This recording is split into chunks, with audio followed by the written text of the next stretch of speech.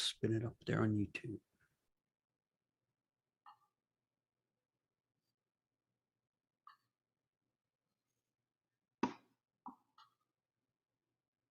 Okay, looks like it's live. Double checking. I didn't set a time. Yep, it's live. Cool. Okay, hi everyone. I'm going to give people a few minutes to get dialed in. What we'll be talking about is I've got experts here, Nico, Sebastian, and Mark, who are familiar with the gas fee models, how they work, and other possible layer one solutions. And it's great to have a conversation like this. I appreciate you guys being here. Thanks for coming on over to Digital Fortress and having this talk with folks. I really do appreciate it. So people can understand, what are the different options? What are the benefits of having some sort of a gas fee model on Cardano? And Sebastian wrote a GitHub post at length. I'll put the link down below after the video is done. We just fired up this live stream and I'll get this tweeted out. All right. So let's see here. I'm not seeing Mark showing up on the YouTube stream, but Mark Stopka is also here with us. Let me see if Mark is still showing. Yeah, I'm without video. Oh yeah, your video. Okay, yeah. So Mark is also here. Thanks, Mark, for hopping on over to the live stream. And so what's your guys' take on it? What does the gas fees, in summary, Sebastian, you wrote a very thorough post. Can you boil that down and tell us what are the general concepts here that you're trying to get across with putting a gas fee model on Cardano? Yeah, I mean, this is part of a more general scalability debate that has to take place on Cardano. Because if you look at Cardano in the past year, the number of transactions on chain has gone up 10x, right? And we've gone from, 0 point something transaction per second to 1 point something transaction per second. So this is already a pretty big jump in a single year. And if you look at what Cardano can process right now, depending on the transaction size, we're looking at approximately 6 transactions per second. Now, of course, this can be scaled up by tweaking the network parameters, but there's a limit to how much you can increase this throughput for 2 reasons. One is obviously a technical reason. If you increase the TPS too much, nodes get out of sync, the network can't keep up. So every network has a max transaction per second. The other reason is because, we don't want a blockchain like Binance Smart Chain or Solana that has a, crazy amount of data being posted on chain every day. Although that is a viable model for blockchains, and there isn't a market for this, clearly by the market cap of both, Binance Smart Chain and Solana, Cardano has always kind of gone after the same principles as Bitcoin, which is we want kind of a lean layer one network that anybody can sync and that anybody can, validate. And so because that's kind of the philosophy the project has had, we don't want to crank up the TPS to some high amount, more than is required, right? So we do have some scalability solutions for Cardano. It's not like we haven't seen this coming as an ecosystem. So we do have Hydra, which is a state channel solution. So if people aren't familiar with state channels, you hear that and you're like, what is this? You can think of like Lightning. Lightning is kind of a good example. So we can build something like Lightning on Cardano through Hydra. And instead of Lightning, which is just for payments, Hydra can allow you to have Lightning, but with smart contract support. But just like how Lightning is not the ultimate solution for Bitcoin scalability, it has its use cases, has its limitations. Hydra also cannot be the only and ultimate scaling solution for Cardano either. It's one aspect to it. We have another stream of research that has been going on in Cardano, which is proof of stake sidechains, which is, okay, well, instead of doing this kind of state channel solution, we can have sidechains and people can spin up their own sidechains, and these sidechains can be validated by a subset of stake pool operators. And unfortunately, this research track has proven to be extremely difficult, and this research is still ongoing. So Hydra is they have a beta planned for Q1 next year, and it's still under research. So they have a beta, but some of the functionality to get it to be competitive versus Lightning is still under research. And we have a proof of stake sidechains track, which is also still under research and hasn't started development yet. So this is kind of where we're at an ecosystem. And so if you look at the number of transactions we have on chain, we're only like 3x away, 3 times the number of transactions per second away from really hitting, a real bottleneck for users. And that if you think Cardano will keep growing, especially with Plutus smart contracts now, then 3x is not a lot, right? It could happen within a few months, realistically. And so we had to start planning for this, right? And the scalability solution is not just layer twos, it's not just sidechains. It's also about tooling for, explorers. It's also about tooling for wallets. And it's also about, how do you handle congestion on the chain gracefully, right? And so if you look at the GitHub issue down below, the GitHub issue is not just about one specific solution. It's talking about, where we're at with tooling for wallets, where we're at with scalability solutions, where we're at with interoperability.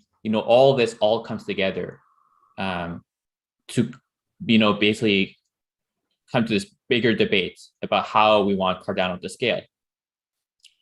Now, we have, as I mentioned, these kind of layer 2 solutions coming up, but none of them are now solutions, right? They're all under R&D. And if you think that Cardano can 3x the transactions per second in a few months, you're saying that Cardano can 3x transactions before these solutions are ready. If you think that Lightning cannot solve all scalability problems, then you're admitting that the Cardano Hydra roadmap, although it can solve some use cases, will not solve all issues. And so we're looking at a place where, as an ecosystem, we have to admit that sooner or later, the bandwidth we have on mainnet will reach a point where we have to start thinking about how to prioritize transactions in a different way.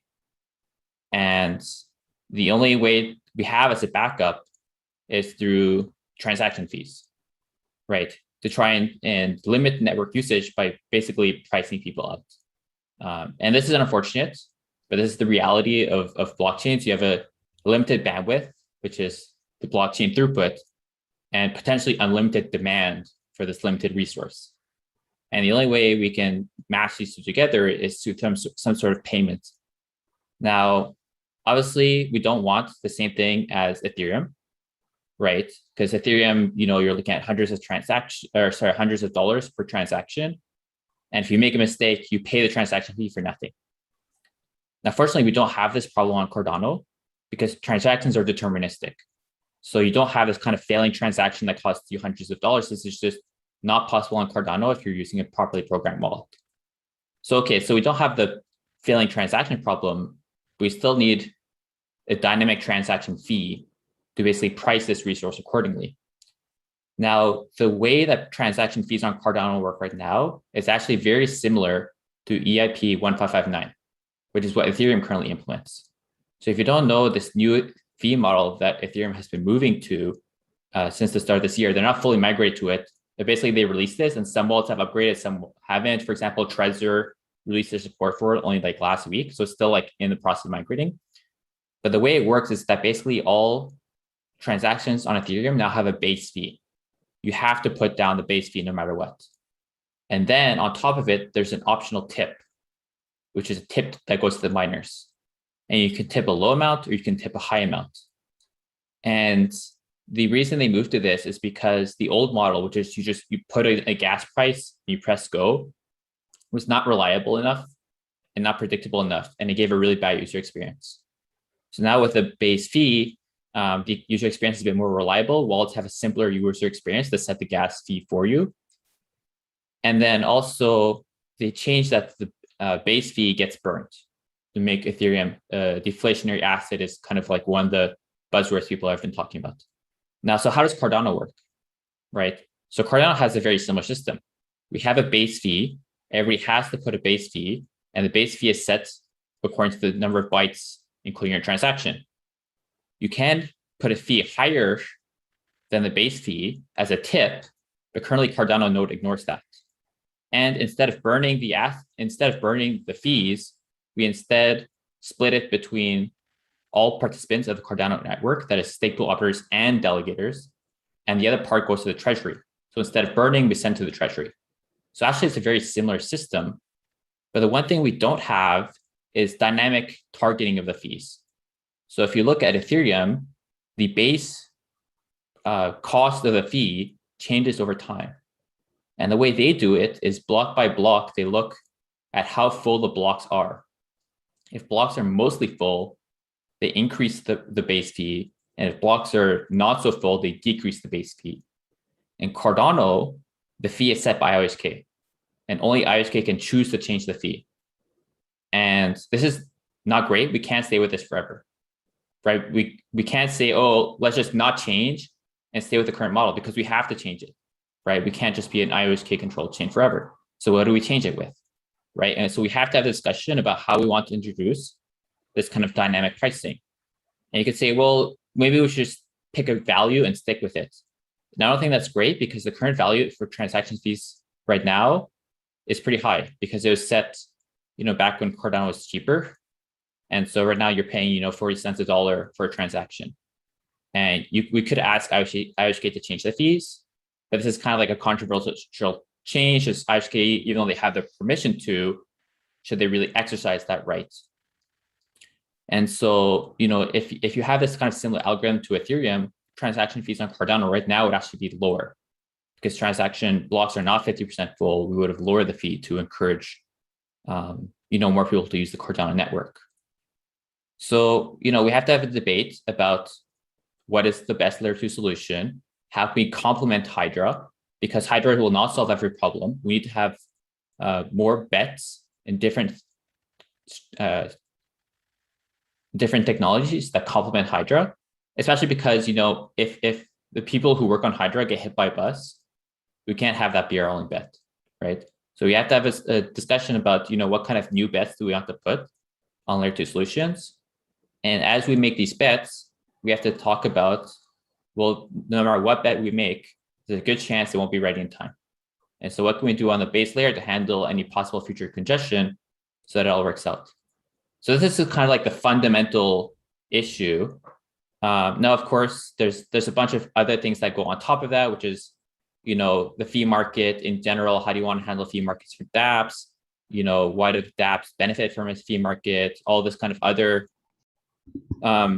discussion on top of the fee market. And you also have a bunch of discussions of, okay, if we want a new L2, what is the best L2 system to go into? And, we can have those discussions today.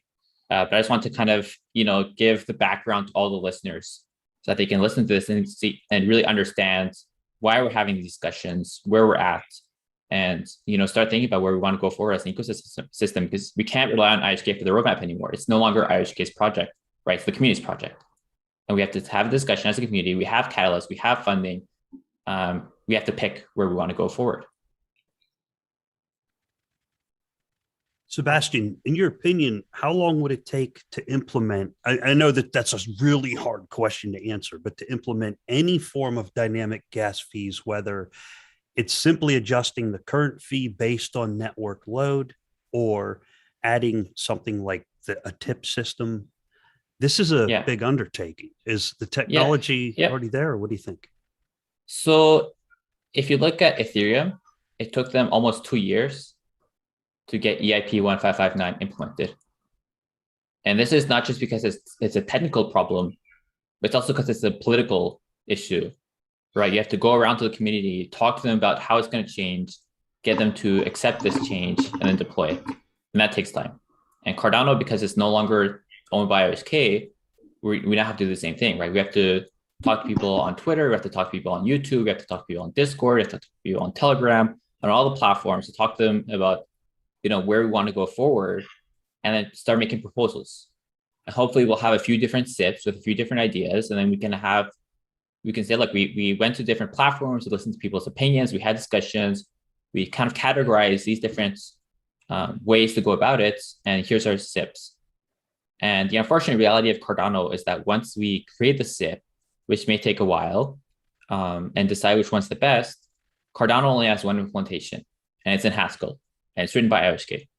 So at the end of the day, even if we come to an agreement as a community super fast, let's say we get this done in a month, everybody's 100% agreed. At the end of the day, Cardano's only implementation is by IOHK, and it'll be up to them to triage it. This is why usually it's better for blockchain ecosystems to have multiple implementations. So different, implementations can prototype different concepts faster. But the fact that we depend on IOHK for the implementation, this is something that makes it hard to predict. Okay, thank you, Sebastian. Mark, what's your take on this as far as the fees? I would just like to add that one thing that we should consider when we are talking about when we may reach that threshold of the chain being full, we should consider that once we get the smart contracts running and there are the apps, the transactions will get larger. So it's not only that there will be 3 times more transactions, there actually is going to be maybe even less transactions, but they will be larger. So that's one thing. So it's not that far out as we may think. Other thing I think that why we can move faster and it's gonna be better if we move there now than to debate it 6 months later is that now we have still smaller community than we expect in 6 months. So if we find an agreement or where to move now, it's gonna be easier to reach consensus within the community than if our community doubles in 6 months and we need to debate among double the stakeholders. And in addition, if you read through the documentation about the fees, in the paper there is basically a notion of having a fee market. It's just not implemented in the node. The fees, you can always pay more fees to the protocol than it's required for the transaction. You say it's just that when you have the transaction go into the mempool, the node doesn't do transaction selection based on the fees. So it's not like we would be removing some artificially introduced limit on how big the fee can be. It's already not there. So it's just about it's not being reflected when you select the transactions to be included on chain. So that's one thing. When it comes to scalability, I think what lots of people don't consider is that even if you implement Hydra as it's currently described in the papers, if you want to move value across different Hydra channels, that needs to go on chain. So there still because what you need is head-to-head Hydra protocol, which is which won't be part of the Q1 beta. Right. So if your DEX platform and your scalability solution for Q1 is Hydra, that's not going to be part of the Q1 beta. Right. This is like IHK has a research paper on getting eventually to a Lightning type network with smart contract support. That's the end goal. That is not what's coming on Q1 beta. Q1 beta is just a simple multi-party state channel. You start the channel, you make transactions, you close the channel. So this is going to be, a fairly simple system and will not solve every use case. And even though some protocols in the future may benefit from this full Hydra system, I feel like people in the community have too high expectations of Hydra. And we have to be realistic with people about, what to expect. And, one thing that's kind of concerning is that on Catalyst, we had like a community vote of the categories. And we settled on the categories as an ecosystem for the next funding round. There's no particular category for scaling. And instead, we put $600,000 on a category for AI, like AI plus blockchain. Is there use case for AI plus blockchain? Like, okay, maybe, but it's the highest category per amount, like the highest funded amount. And I feel like there's probably higher priorities, like scalability, that should have gotten more funding. Now, this is not a fault of Catalyst. This is, a governance failure of our ecosystem that, we currently don't have enough people engaging in this kind of Catalyst proposal selection. I feel like people right now on Twitter and other platforms talk a lot about funding for specific proposals to say, like, these proposals I made, please vote for my proposal.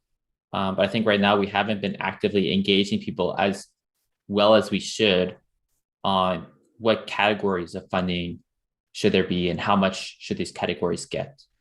So this is something that we should improve for funding rounds going forward, because the AI category was made for Singularity.net, I think is the name of the project, right? The name of the project is in the title.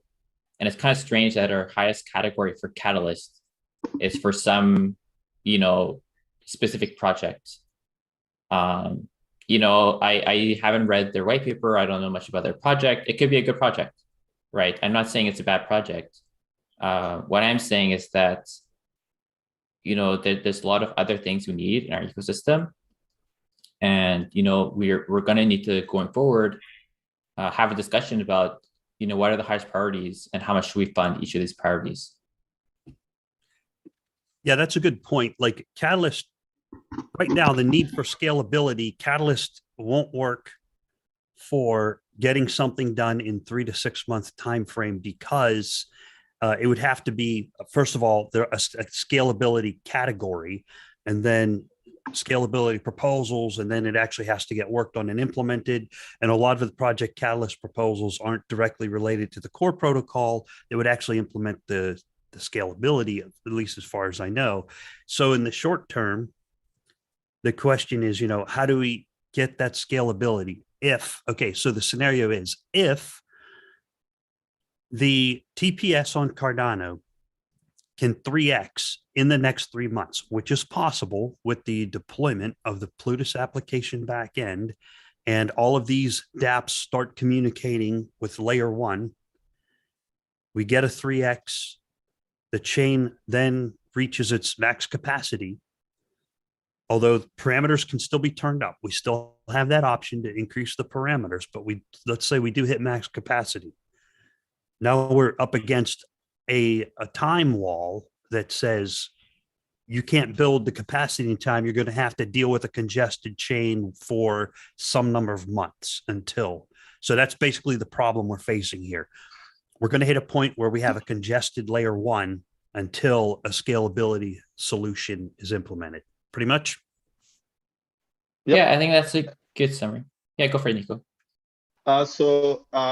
Just to mention a little bit of the same, but with another wording, there's different ways to look at scalability for layer 1 solutions. And for example, there is Solana that can do a lot of transactions, but there is a trade-off. Everything is about trade-off. So if you want to run a validator in Solana, you need 256 gigs of RAM, and you need a monster computer.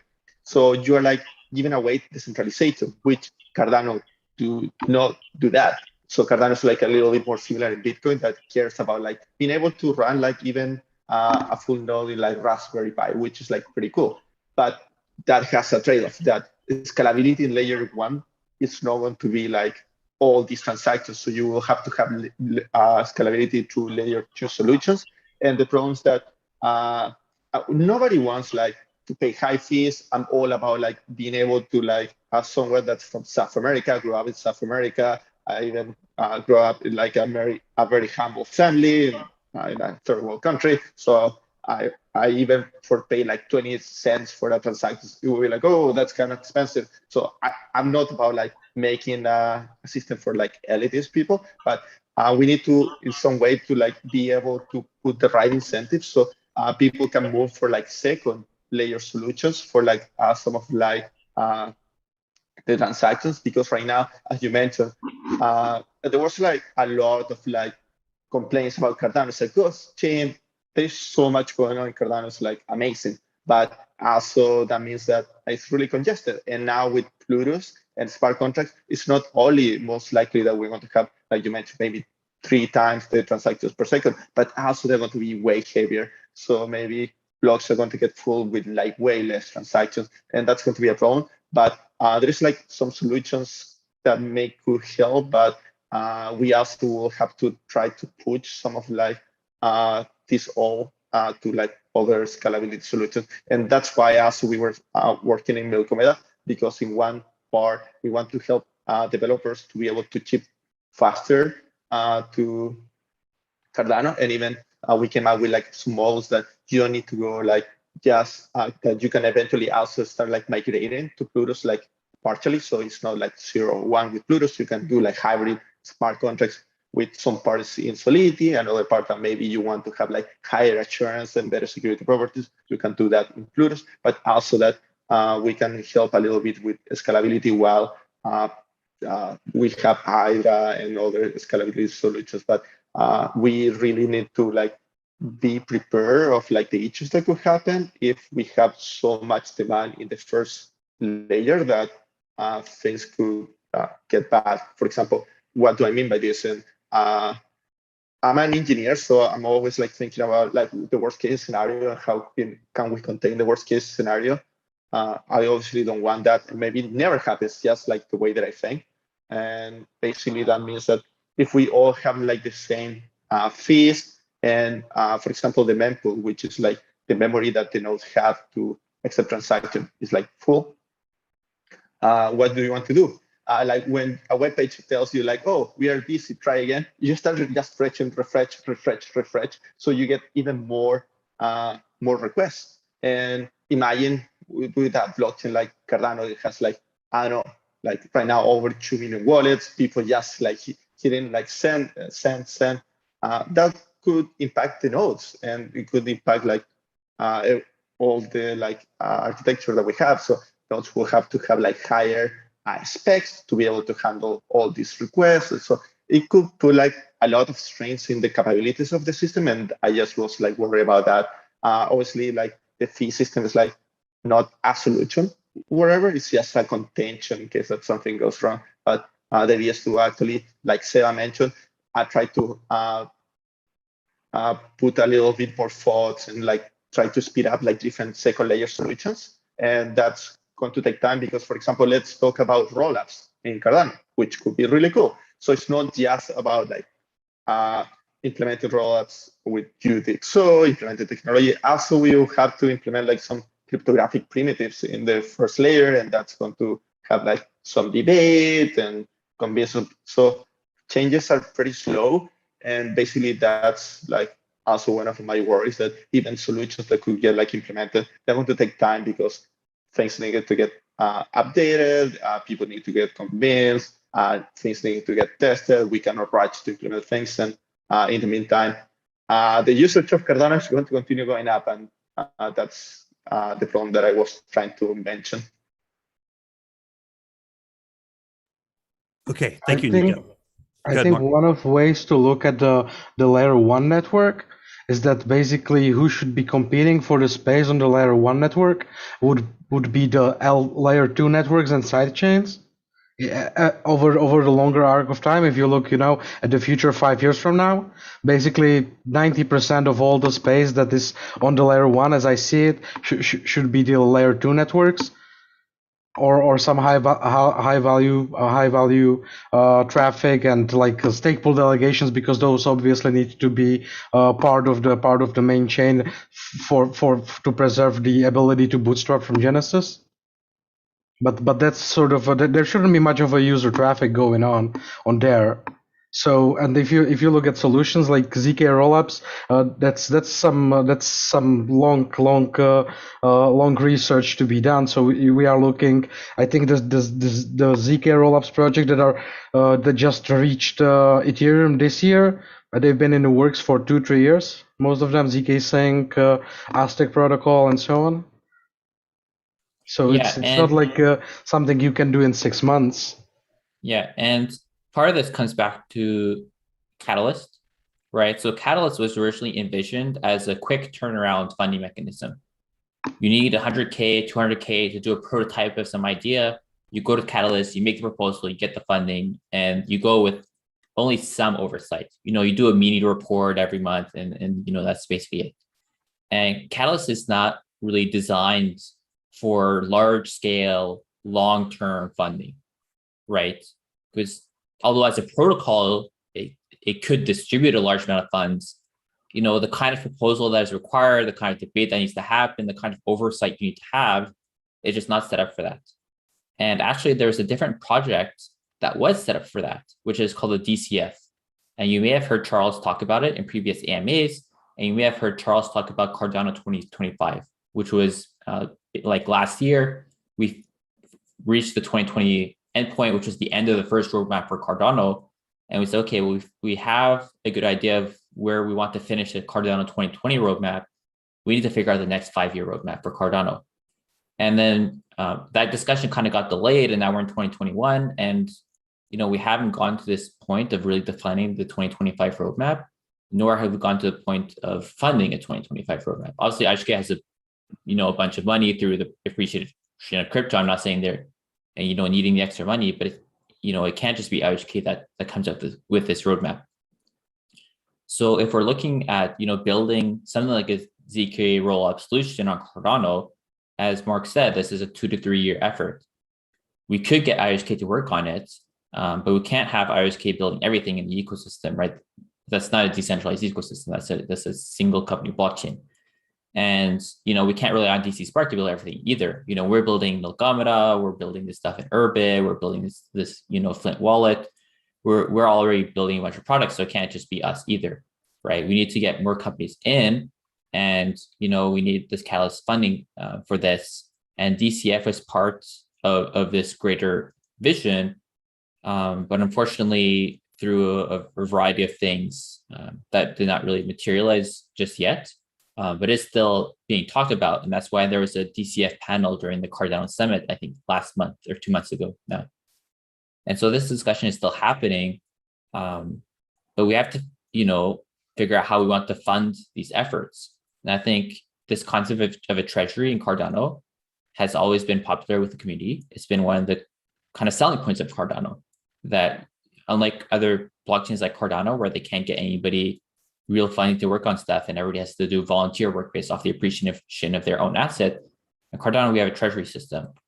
So right now, the way the treasury is funded in Cardano is we take 20% of all fees plus staking rewards, and we put it to a treasury, right? And we could stay with this model forever because the Cardano treasury currently has, like 1.something billion USD in value in it, right? And so even if Cardano drops in value, we still have enough in the treasury.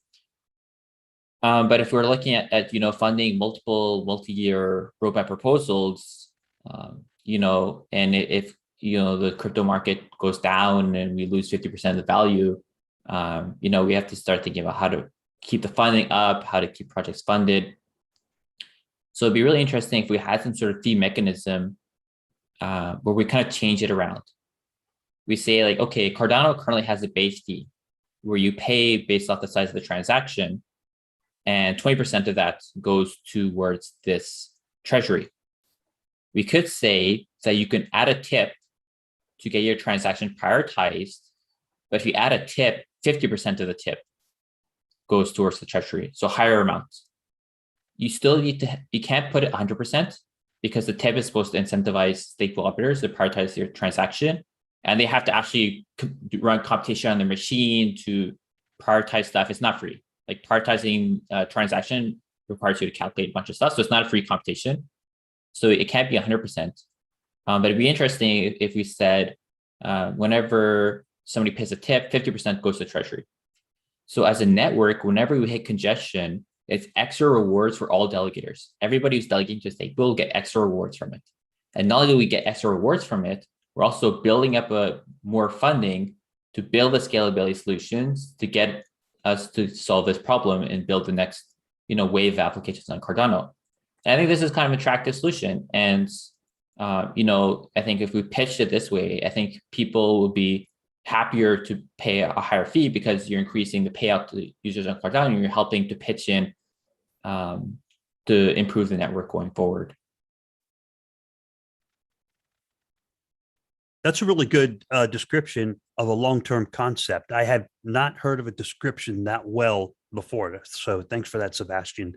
That very interesting concept. I'm going to have a good hard think on that because it's not yet implemented on putting this fee, and 50% of the tip goes to a treasury and 50% goes to the stake pool, for example.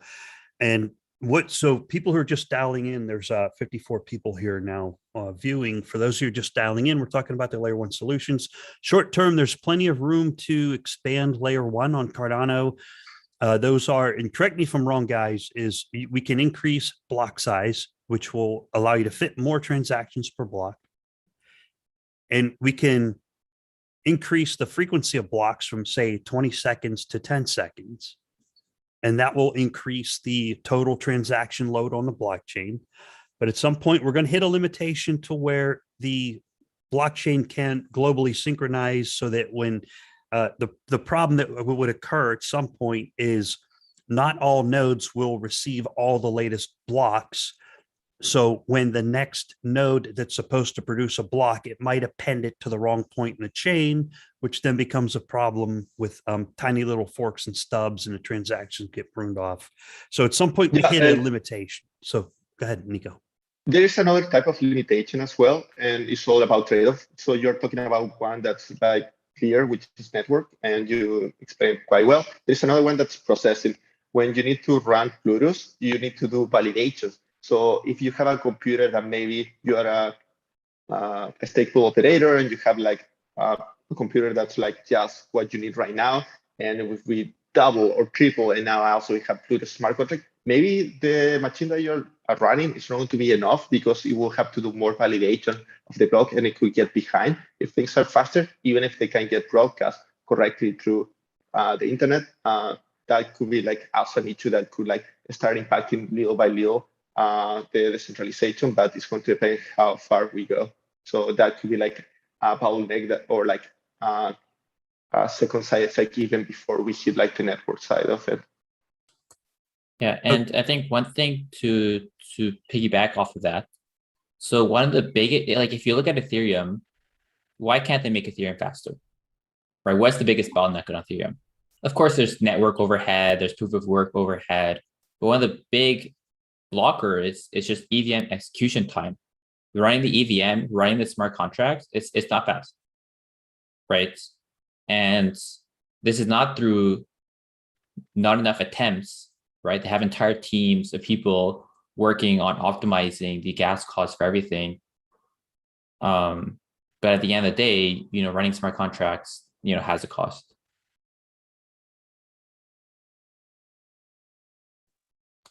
Okay, Nico had to step out there. And of course, so there's a cost to running the smart contracts on Ethereum, and same thing on Cardano. It requires compute. And there's always a fee associated, because that fee prevents resource attacks where someone says, I'm just going to deploy a bunch of garbage and eat up all the resources. So there's always a cost associated. And then also, if there's really good smart contracts, people are going to use them a lot, and they're going to have to execute a lot. So there's and so we talked today about increasing transaction size, increasing block size. There's other scalability solutions you can go after, which is Plutus optimizations, and that's what the Plutus team is working on right now. So Plutus right now is just a V1, and so if you try to use a Plutus smart contract, if you try to create a Plutus smart contract, it's not fast. It's not fast, and it takes a lot of space. The space inside the transaction, it's like too big to have full dexes in smart contracts. In a lot of cases, you can't have everything you want because the scripts are just too big right now. And the Plutus team is aware, and that's why there's a Babbage hard fork coming up later that will optimize Plutus to help all this, right? And the first goal of Plutus was to get it working, right? And then we can optimize it going forward. So expect smart contract execution to get faster and take less space. And there's other ideas that IHK is working with to try and move some of the stuff out of the witness so that some data can be reused between different transactions. So there's a bunch of optimizations on that side. And then one of the ways that layer 2s scale on Ethereum is by just dumping data without any smart contract execution tied to it, and then running the actual smart contracts on layer 2s. And Cardano doesn't really have a good way to do that right now. But that's something else we can look into if we want to build this roll-up solution on Cardano. That's also something that we can do. And then another track is data inputs. So data inputs are not only great for a bunch of use cases like oracles and dexes, would make stuff so much easier if we had data inputs on Cardano. Data inputs are also kind of a scalability solution because now you don't have to run as many smart contracts whenever you're running transactions that may have to consume a bunch of smart contracts. You can just refer to their data and not have to run a Plutus smart contract. So data inputs are also a very good scalability solution in the short term that we can implement. If you are wondering why we don't have data inputs yet, it's because they unfortunately conflict with the proofs of correctness for Plutus and the proofs of correctness for Hydra. So if we want to implement data inputs from an engineering point of view, it's not the hardest thing in the world. From a theoretical point of view, proving the safety of Plutus and the safety of Hydra under this new model with data inputs is not so easy. And so that's why they originally kind of left it out for the first version. And that's also why, if you look back a few years ago, we originally had multiple discussions about different versions of Plutus, like a simple Plutus and a complicated Plutus and a settlement layer and a computation layer. If you've been in the Cardano ecosystem for a while, you may remember settlement layer, computation layer. You may remember Plutus napkin, Plutus core, these kinds of concepts. And these ideas have come up a variety of times. And part of that was because of, what do you do about data inputs? How do you have a easy to prove simple layer one and get the extra functionality you need for dApps that need it. And so we kind of, I would say ignored, but put all these to the side to get something to market faster. And that's what we have with Plutus right now. But these are their ideas that we can go back to now and look back into them and see, how can we spin these back up and get these in place to get some more medium-term wins for scalability. Okay, thank you, Sebastian. And I'm sure IOG has people looking at this. Whether or not there's community input, I don't know. But there is observation from community members, specifically the NFT community. You know what? It's a great way to test the Cardano blockchain, do an NFT drop and see how it holds up. Okay, so thank you, all you NFT fans out there who have helped test the Cardano network. And now we know where some of the pain points are and some of the limitations.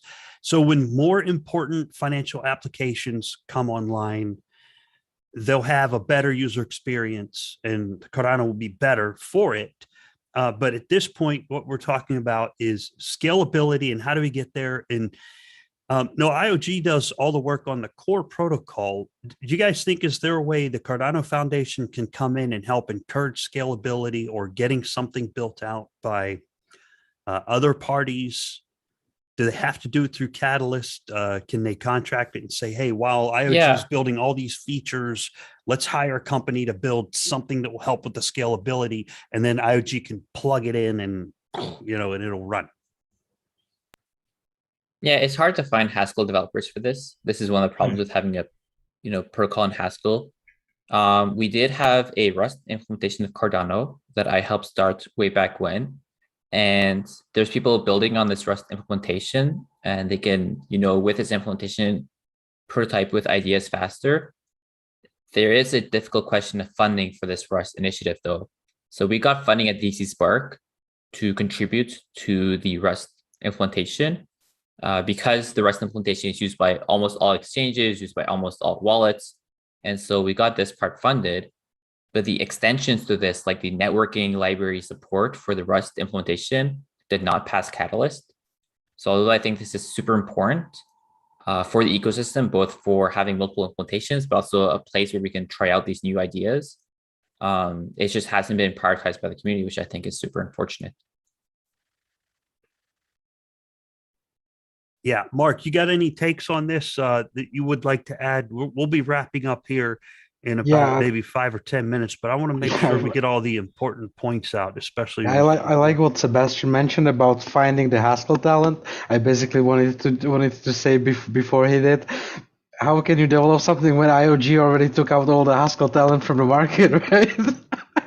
So to me, it feels if we want to prototype the solutions, we need to have an alternative node implementation in some language, and the most far ahead within the community we are is the Rust. So that would be like a logical next step.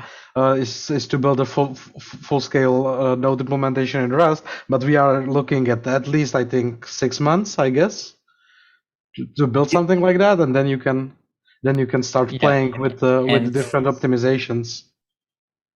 Yeah, and this Rust implementation of Cardano is actually something that Charles has talked about as one of the things he'd like to prioritize in the DCF that I mentioned earlier, because this is a kind of project that's a multi-year roadmap, multi-million-dollar cost. You need a company that not only builds it, but actively maintains it. And so with Catalyst, we can get this short-term funding on the serialization lib. We can get the short-term funding on the networking, create But at the end of the day, what we really want is, a full team working on this and building this out. And Catalyst is not, in its current iteration, particularly well suited for that. Yeah, because what can happen to you in Catalyst if you go these small bits, you can make for yourself a roadmap for like 1 year. You come to a conclusion. I need 100K every month to make this into a final delivery. And what happens to you 6 months in is that you don't get that 100,000, and at that point you are like, okay, I need to fire all my developers.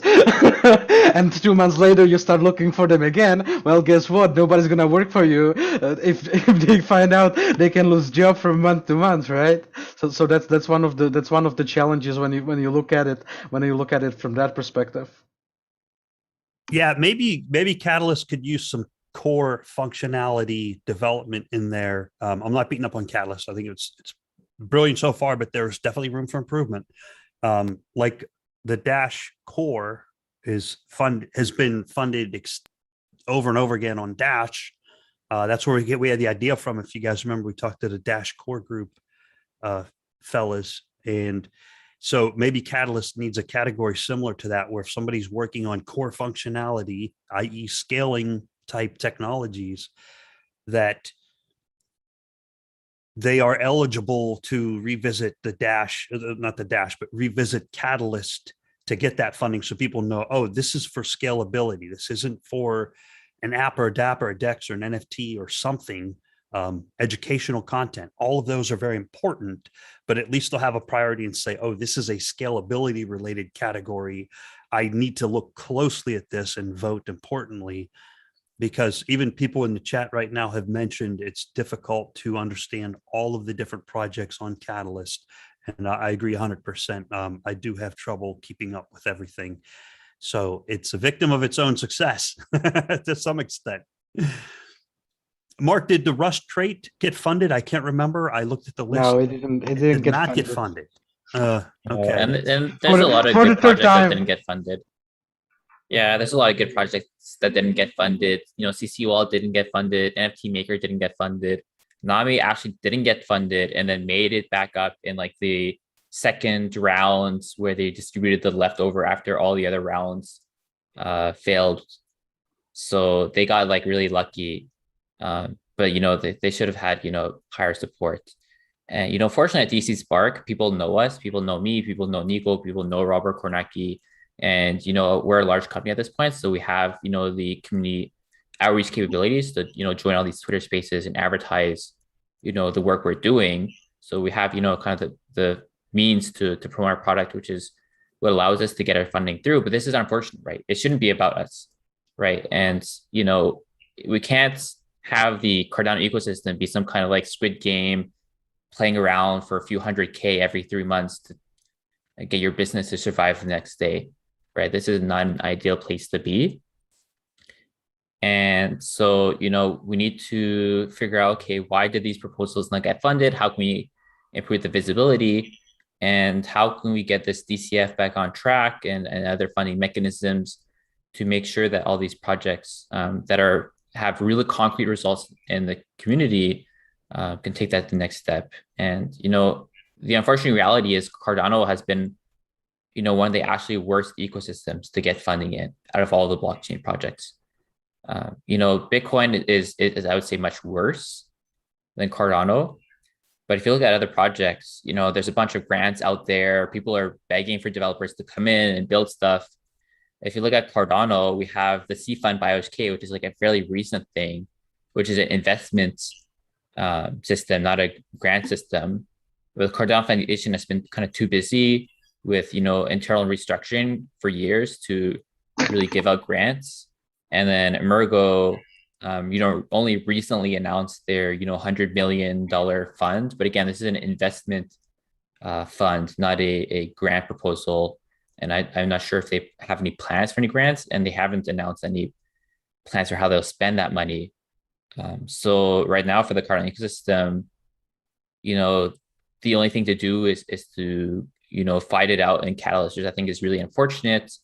And, there should be something else.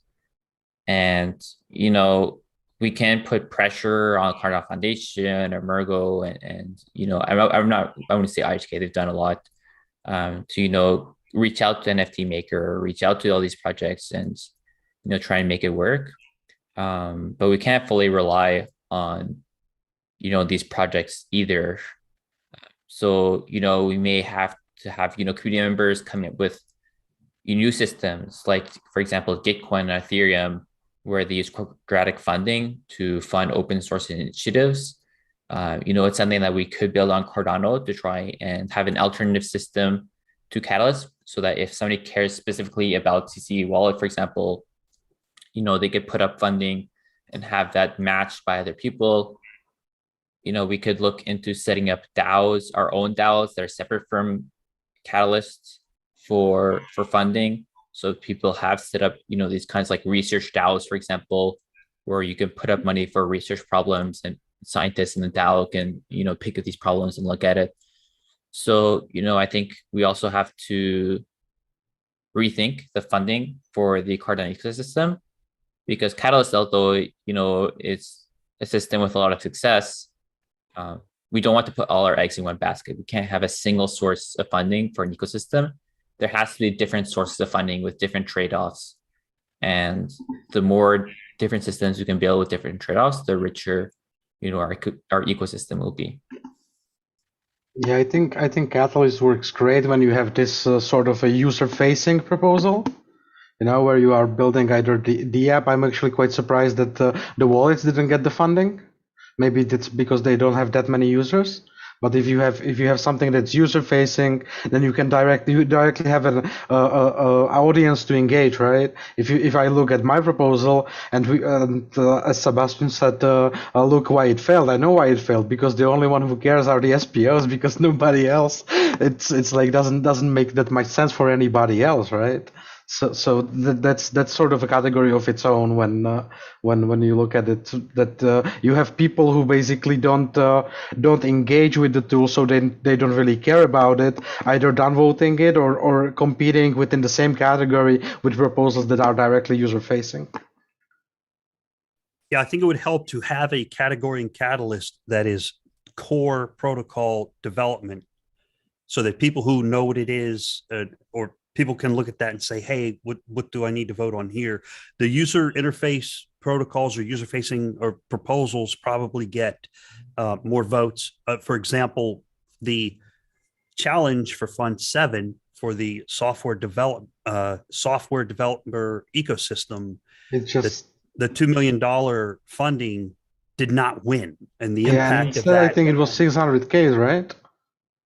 I think the open source one, it was I think 600K or 200K. I know. 200. 200K for the open source side. Now, that wasn't a failure of the voters.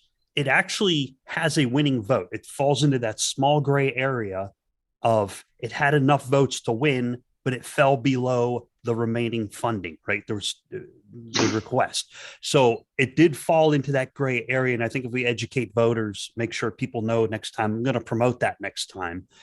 Next go around when people are voting, I'm going to make sure I promote that specific funding category.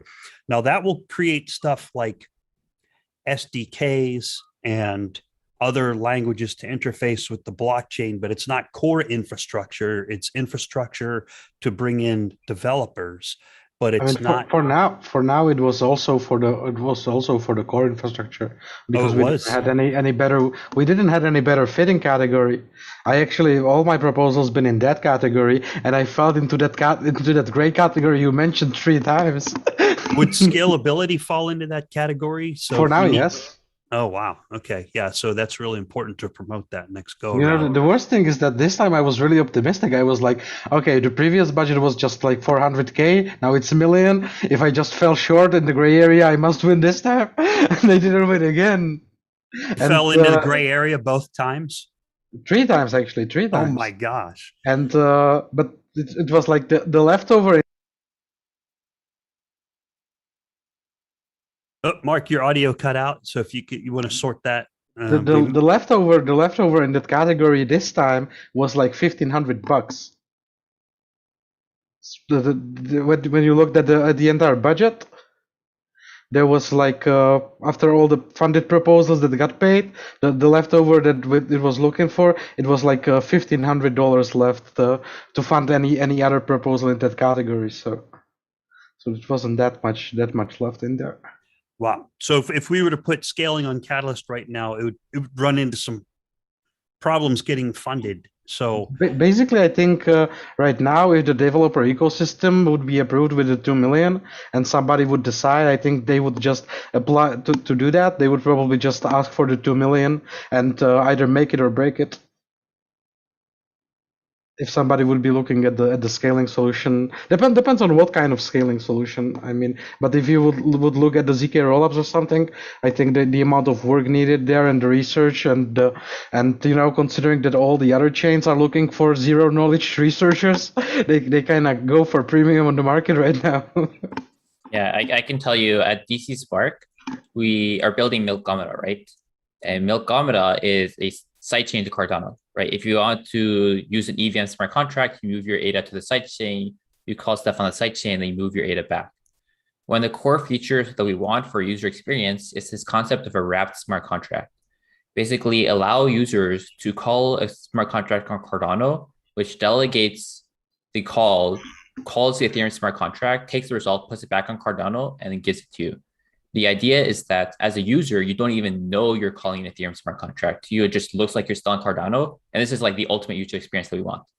The problem with this is that we need to make this fast. We need to make this snappy, right? How do we make this snappy if, you know, the chain gets congested and you have to wait 10 minutes for your transaction to eventually be prioritized through? You know, this stuff like that affects us. And we're kind of lucky that it's not a killer. It's not a deal breaker for our use case.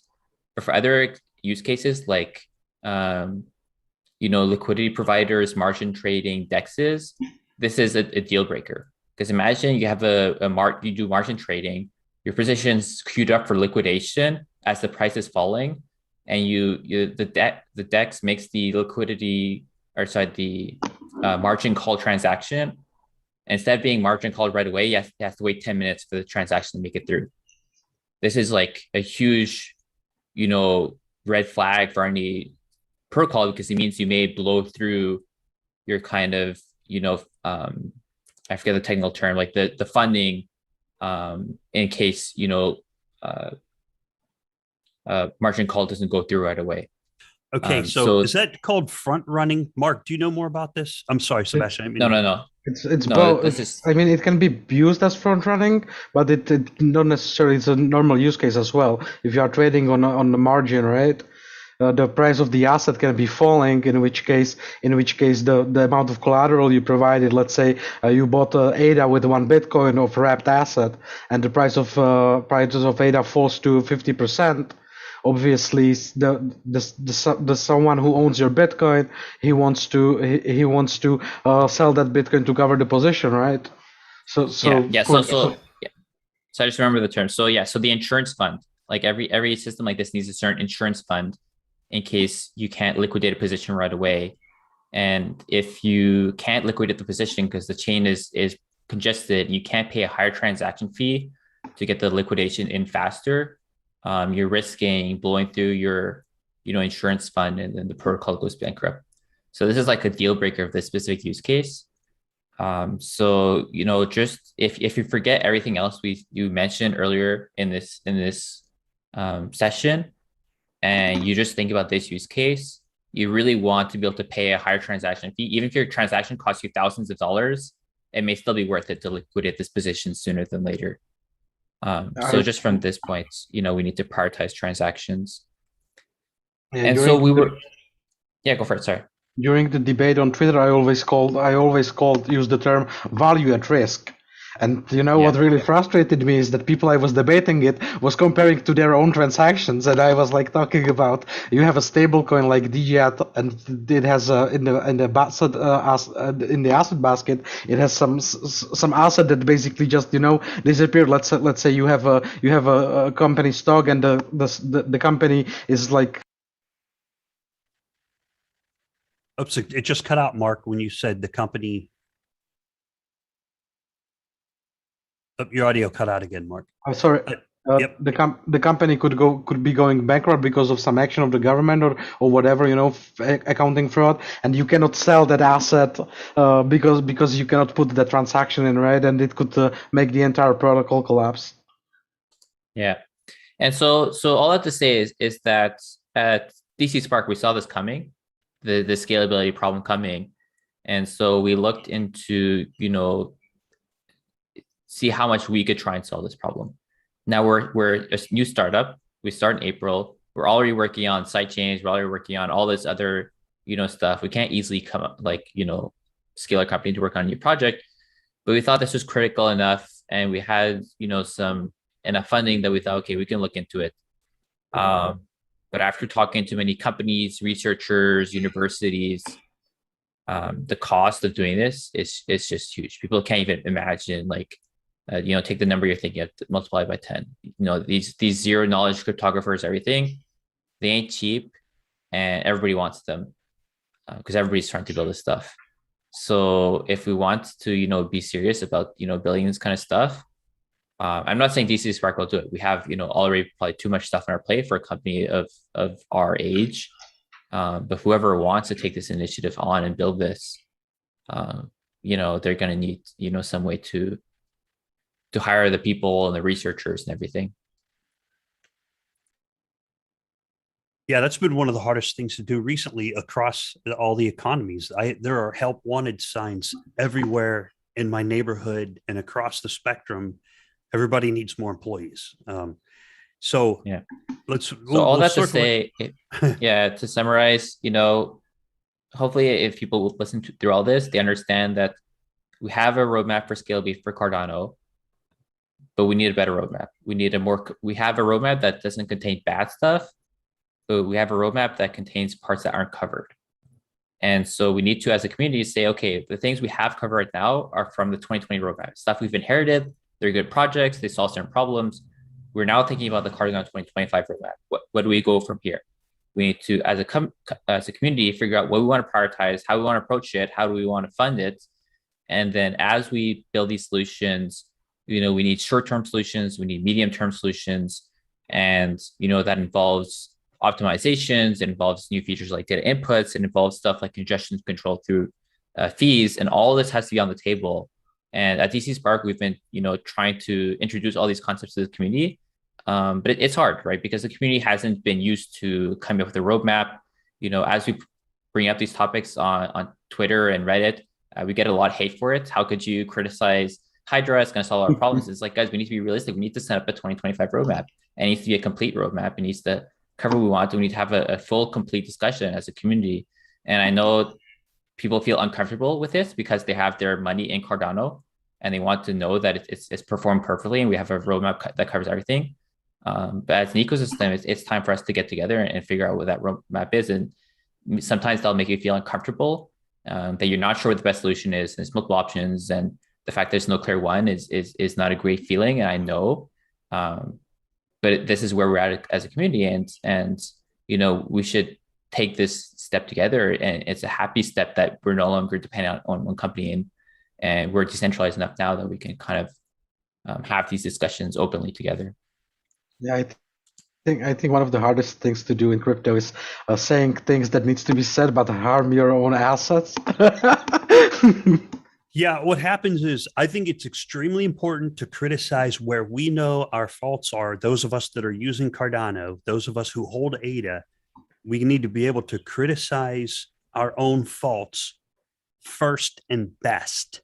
That way we can fix them. And unfortunately, in crypto, what you have is some number, I don't know. Let's use the 80-20 rule. You got 20% of the people who are willing to put up with the harsh criticism and put out the harsh criticism and make things better. And then you might have, I don't know, maybe 80% moon boys who are like, no, don't say anything bad about my crypto because then the number will go down, which I haven't seen to be true. Cardano has withstood a lot of FUD and the price seems to be relatively unaffected, but I'm not a financial guy, so I don't know. I would rather have a cryptocurrency of somewhat less value that works correct than a cryptocurrency of higher value that doesn't work well, right? I mean, if I wanted to buy SHIB or Doge, I wouldn't be here right now. You know what I'm saying? And I believe the same for you guys. I mean, you can buy that also if you want to play pump and dump games. It's great for that, right? But when it comes to the technology itself, I think the three of us are here for a reason. So is everybody else. Cal Solomon, everyone in chat, Jason, Brody. If you are building, if you are building your protocol on, you know, the fundamentals, and you have the open debate, at least your price gains the stability, because instead of, you know, having some critical thing go down every couple of months or something, you have these little fights in community every day, so everybody's used to it. So when some bigger fire comes in, it's like, okay, well, we already know we have the mechanisms to deal with it properly, right? Yeah, we can fix this. All right, so let me summarize, wrap it up. I don't want to keep viewers here all day. We've got 66 people here. Thanks everyone for joining up and helping, and as is says bye Solana. All right, so I won't say either way. Do whatever you want. It's your money. So in summary, we have some layer one scaling solutions available to us. Hydra is coming, and there's also gas fee possibilities that Mark and Sebastian have presented here. Those are also solutions to help control congestion on layer one. There's a lot of options on the table. There's still a lot of options to be executed. Turning up blockchain speed on Cardano is very, very easy to do. It's simply a matter of issuing the certificate on chain that says allow blocks to occur faster. Something requires a hard fork. I can't remember which one, but bigger blocks, I don't think that requires a hard fork. Isn't that that's just a certificate that says let them be bigger? Yeah, I'd have to double check the Genesis. The Genesis block has like 2 sections of settings, one of which requires hard fork, one of which doesn't. Yeah, I don't remember which. There's also lots of One thing I noticed in this debate is that people sometimes confuse the terms. Like somebody was saying that the block limit right now is like 65 kilobytes, when that's the script limit for the smart contracts. I think that also to increase that also requires a hard fork. Okay. Yeah, and hard forks aren't that hard on Cardano because thanks to the hard fork combinator and other features. Yeah, but I would say for any of these settings, even if they can be updated dynamically, we should hard fork anyway for them. I mean, consider it equivalent to a hard fork, because historically, wallets on Cardano, exchanges on Cardano, everything has not expected these settings to change. So everybody's just hard coding them. So we need to have a large change that be like, guys, you can no longer hard code this into your application. You need to pull the Genesis block and then scan for, you know, protocol parameter update transactions. And this is not a technically infeasible thing. It's just people haven't had to do it. And so if ISK were to change the transaction fee today, you know, all the wallets would stop working, right?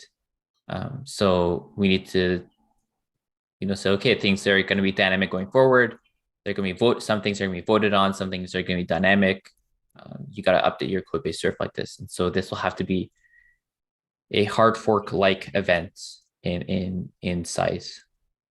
Okay, thank you for that. And also, there are some engineering decisions that have to be left to the engineers. That's just how it works. But there are decisions that can be made by the community with inputs like this. All right, that's all I got for today, guys. I think it was a great conversation to have. It was very important to have. Layer one is it's not broke. It's not completely congested right now, but we're just exploring options on what do we need to do after Hydra is out and the parameters are maxed out before that happens, right? Before that happens, what are some options? And that's what Sebastian, Mark, and Nico were here to talk with us about today. Thanks, gentlemen. Anything else? We'll punch out for the day. Maybe just thank you for hosting this. Hey, you're welcome, Mark. Thanks for being here. And I always appreciate your critical eye, critical input, and your experience that you provide here with Cardano. And Sebastian, you know the saying, man, somebody's going to write that code. That code ain't going to write itself. And that's you, brother. Unfortunately aware of this. Aware of this. Yeah, the guy who never sleeps. That's the guy writing the code. All right. Thanks, guys. Thanks, everyone. Thanks for being over here. See y'all out there in Cardano.